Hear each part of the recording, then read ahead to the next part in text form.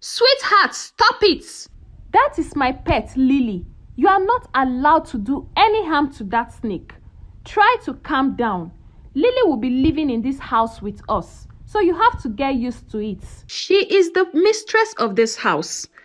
In a small and rough part of the city, two young girls, Ada and Titi, lived in a tiny wooden room covered with old tarpaulin.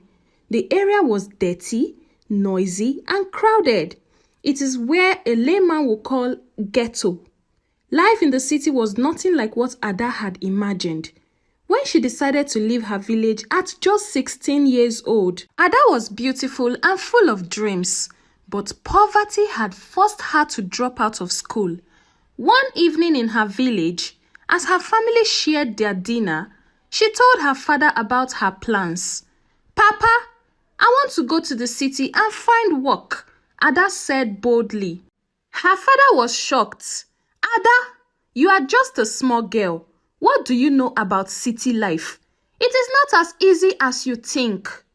"But Papa, my friends are doing well for themselves. I can't just stay here doing nothing," Ada replied. Papa sighed deeply. "Ada, not everything that looks shiny is real gold. You don't know what those people are doing to get money. Stay here where it is safe. Life in the city is dangerous, especially for a young girl like you. You are just 16 years old." But Ada had already made up her mind. Early morning, without telling anyone, not even her parents, she packed her belongings and sneaked out of the house and left for the city. When she arrived, things were harder than she expected. She moved in with her friend Titi, who had been in the city for a while. They shared a small dirty room in a crowded slum and had to pay rent every month. One evening, after going hungry all day, Titi said to Ada, "Babe, we have to hustle, oh. Nobody will give us free food. We have to use what we have to get what we want." And Ada asked her, looking confused, "What kind of hustle?" "We will enter the streets. You know, hook up. That is exactly what we are going to do. We have to use our body to get what we want." Ada didn't fully understand, but her hunger made her desperate. That night, Titi dressed her up in a tight, flashy clothes and took her to a busy road. They waited on that street until a car stopped. A man rolled down his window. "Hello, beautiful ladies. Hop in," he said with a smile. Once they were inside, the man asked, "How much for both of you for the whole night?" 30,000 naira, Oga. We are fresh and young," Titi said confidently. The man agreed and drove them to a hotel where he checked them in. As they got inside, Titi sensed that the atmosphere was no longer friendly. The man was no longer nice. He had another plan. He said to them, "Undress yourselves right now. You think I will pick you up from the road just to sleep with dirty girls like you, when I have other things to do with my time? For your information, you are not here to collect 30,000. Instead, I am here to collect your heart. That is what my Baba asked me to bring this night, and I must get it." And then it dawned on the girls that they had fallen into the hands of a ritualist. Ada started screaming, "Oh no, my father warned me. What is happening?" And she started shouting at the top of her voice. The man tried to cover her mouth to stop shouting, but Ada kept on screaming loudly, which attracted the attention of other people in the hotel. Immediately, people ran into the room, and the two girls used that opportunity to run out of the hotel room. They ran as fast as they could on the streets of the town. As they ran far away enough, Ada stopped and said, "Titi, I don't want this life. This isn't the city life I dreamed of." Titi nodded silently, tears streaming down her face, and she said to Ada, "God saved us. We would have been used for ritual. But then we still have to keep hustling, no? Else, Ada, how are we going to eat?" The next day, the girls decided to continue their hustle. They said to themselves in confidence, "We are lucky today doesn't mean we can't be lucky next time. We just have to be more careful." They continued hustling on the streets, doing hookup, meeting up with different men, until one night, Ada came across a handsome young man who had picked her up for the night. When Ada got to the hotel room with this man, she realized how rich he was. Instead of the man to get down to business that brought them to the room, he proposed marriage to Ada just like that. And Ada was like, "You just want to marry me like that? You don't even know nothing about me." And the man said, "Young lady, you don't have to worry. I have enough money that could change your entire family story." And immediately Ada heard that, she agreed to marry the man without knowing the kind of person he is. The next day, they set out to Ada's village to see her parents. Upon arrival, Ada's father noticed something strange about this man, and he said to his dear daughter, "Ada, are you sure you want to marry this man? How well do you know him? You are still very young. In my opinion, don't marry him yet." And Ada snapped out in anger, "Papa, what exactly do you want from me? When I was about leaving the village, you asked me not to. I came back home with a husband. You are still complaining. You don't want your daughter to get married? This man's money is enough to change our lives forever. I'm marrying this man, Papa, and that is it." Despite all Ada's father said to her, she refused to listen, and the old man had no other choice than to let his daughter marry the man. They had a small, minimal wedding, and Ada followed her dear husband to the city. The city home was a mansion full of luxury. Ada said, "Oh, finally I have arrived. So this is where Papa didn't want me to come." Can you imagine? Ada started living a life of luxury, full of riches and wealth. She sent money to her father, but unfortunately, the father refused to collect the money. According to him, there was something wrong about this husband Ada got married to, and he didn't want to involve himself in anything that is connected to the husband. And Ada heard the news and said to herself, "Poor man, I can see you are used to poverty. Look at you. I'm trying to help this old man and he's saying there's something wrong with my husband. Please, take a look at this luxurious mansion. Does it look like anything is wrong with it?" Everything seemed perfect in Ada's home until one day, she walked into a room and saw a very big snake. Ada was horrified to find the snake slithering across the room. In panic, she ran quickly to the kitchen, grabbed a knife and attempted to kill the creature. However, her husband stopped her immediately. "Sweetheart, stop it! That is my pet, Lily. You are not allowed to do any harm to that snake. Try to calm down. Lily will be living in this house with us, so you have to get used to it." Ada, still in shock, couldn't believe it. And the husband explained that Lily had been with him since he has been in that house. He found Lily by the side of the road on his way to the office, and from that moment on, he considered the snake a gift and has been taking care of it. Despite her discomforts, Ada reluctantly agreed to stay in the house with Lily the snake, but only if the snake remained in its cage at all times. However, Ada's husband had a different approach. He said to his wife, "No, I'm going to let Lily roam around the house freely. She is the mistress of this house. Forget that she's a snake. She's just a pet. She won't harm you." Ada thought of running away, leaving the marriage, but she thought of the poverty she would go back to in the village, and she decided to stay in that marriage as long as Lily the snake never gets close to her. She was willing to stay. As the days went by, Ada had already concluded that she was going to stay in that house despite the huge snake her husband kept in the house.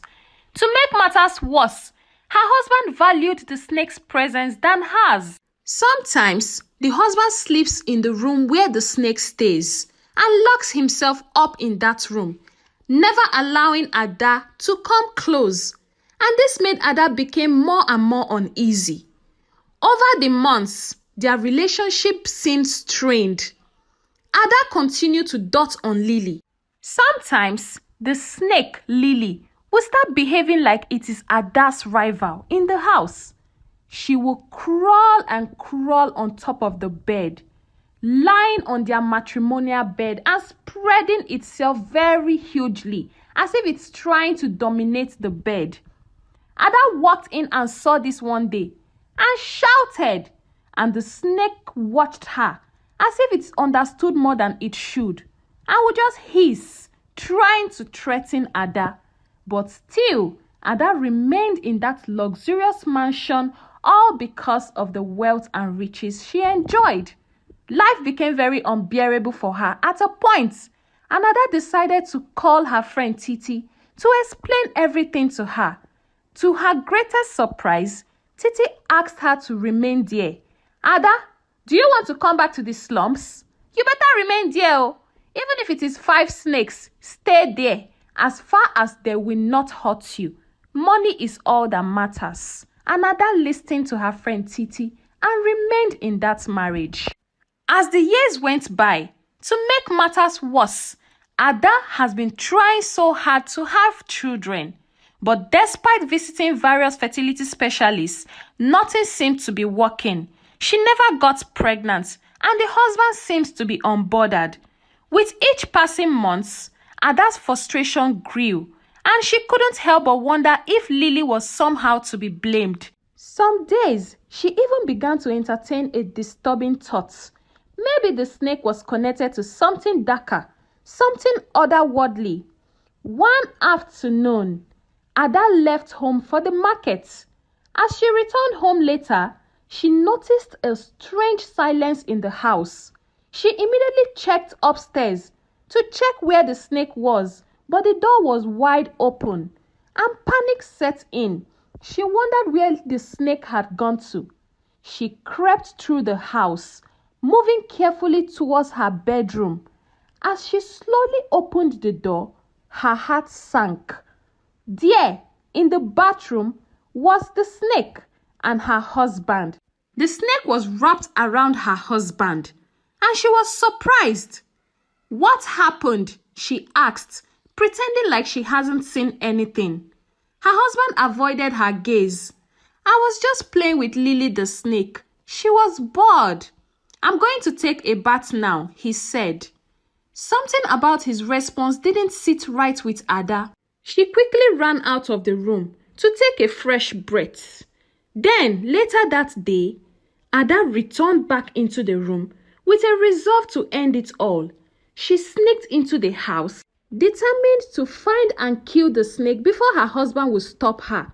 She said to herself, "Enough is enough. How can a snake be sharing my husband with me? No, this is not what I bargained for." But as she entered the room, she noticed that it was completely quiet. She searched the house, but there was no sign of either her husband or Lily the snake. Then she heard voices coming from the bathroom. Ada tiptoed closer, holding her breath. As she peered through a crack in the door, she saw something that made her blood run cold. Her husband was in the bathroom, not alone, but with a strange woman. They were laughing, and the situation felt wrong. Ada shouted immediately, "Honey, I am home," pretending like she hadn't seen anything, because she was afraid of what might happen. And then Lily the snake slithered past her from the bathroom, and her husband followed out immediately. And she was stunned.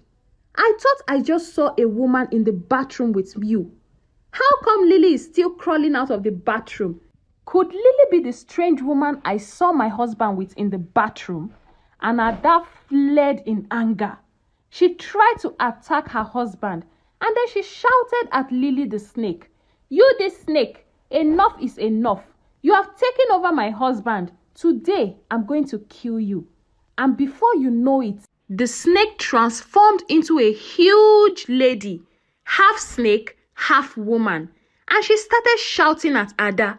Ada, I have been tolerating you ever since you came into this house. I am the mistress of this home. I am the godmother of the 7 rivers, and your husband is married to me. Can't you see that I've been living in my husband's house? You tried to intrude, and I didn't say anything to you. I've been tolerating you. It is you that will die today because you've overstayed your welcome in my husband's house. Ada was shocked. She screamed in fear and panic. The half woman, half snake tried to attack Ada, but somehow her husband managed to stop her. Lily, my darling, he said to her, please just let her go. Let's tolerate her one more time. If she tries to come between our love again, we will do the normal thing we are supposed to do, just like we've been doing to the other ladies. And it dawned on Ada that she has actually been in a ritualist's home. And Lily responded, okay, my darling husband, would have used her for the sacrifice in the night, just like we've been doing to other women. Let's just say she's lucky. Ada thanked them and ran as fast as she could. She ran out of the house without taking a pin, all to save her life first. And she left the home and never turned back again. She ran back to the village to meet her dear father. Papa, I'm sorry. You were right. I should have listened to you. That man is a ritualist. He's married to a snake, a godmother of the 7 rivers, and they almost used me. They almost killed me, Papa. I am sorry for not listening to you. And the father welcomed Ada with open arms and said to her, my daughter, I can never deceive you. I only want the best for you. If only you had listened, your life wouldn't be like this. Now you've lost everything. But I forgive you. You can start life all over again. I will work hard in the farm and provide money for you to go back to school. And Ada wept and begged her parents, and they forgave her. And she started her life all over again, going to school and working towards becoming a better person. Titi, on the other hand, didn't listen to Ada when she told her to change her lifestyle and become a better person. She continued her hookup business. Unfortunately, she ran into the hands of ritualists who used her for money ritual, and that was how Titi's life ended. The moral of this story is this. We should try to listen to the elderly ones, because what an elder sees while sitting down, a child cannot see even though she or he is climbing an Iroko tree. Secondly, it is better to stay safe and work honestly, even if it takes longer to succeed. And then, trust is the foundation of any relationship. When suspicion creeps in, it's crucial to confront it directly and openly. Secrets, no matter how small, can erode trust over time. Sometimes, what seems like an innocuous issue, such as a pet or an odd behavior, can mask something more dangerous. Pay attention to the warning signs and don't ignore your gut feelings. In toxic or manipulative situations, it's important to recognize when it is time to walk away. Your mental and emotional health should always come first, even if it means leaving someone you love behind. And lastly, everyone has personal boundaries, and respecting them is essential. Ignoring or dismissing a partner's discomfort can lead to conflict and deeper issues. Thank you so much for listening to my story. I hope you learned a lesson. My name is Onyi of Onyi Stories and Folktales, and please, if you haven't subscribed, kindly click on the subscribe button. Turn on the notifications so when I post more interesting and insightful stories, you'll be the first to get them. And if you're a returning subscriber, hey, thank you so much for coming back. I really appreciate you, and I do not take your support for granted. Thank you so much. See you in my next video. Bye-bye.